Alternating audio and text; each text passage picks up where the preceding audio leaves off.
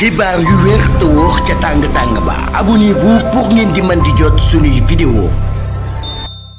dal leen ak jàmm seen chaîne bi di Buzz 221 HD kii di Pape Malick Ndour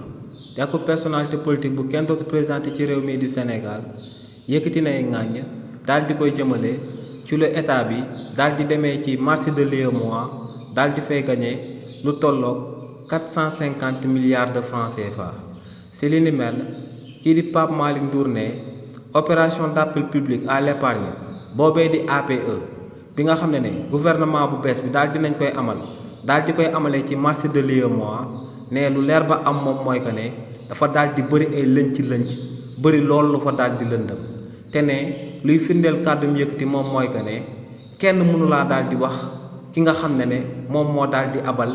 xaalis waa réewu Sénégal ne xamuñ ndax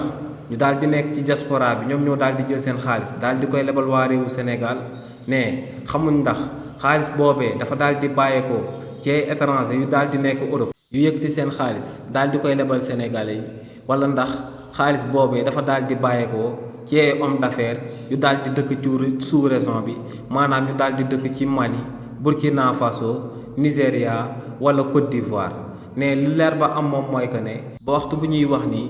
ci réewu Sénégal kenn xamul kan mooy lebal réewu Sénégal en réalité xaalis boobee nga xam ne ci marché de l'UEMOA la koy récolté nee nag régime bu bees bi ngir li ni mel dakkoon ngir dut bi nga xam ne moom daal dina koy am ak ay moromam daal di dakk ci réewu Sénégal ne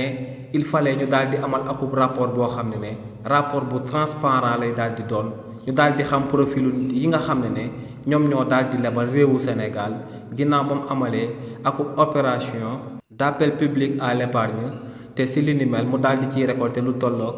450 milliards de francs CFA. xibaar yu wér te wóor ca tàng ba abonnez-vous pour ngeen di mën di jot suñuy vidéo.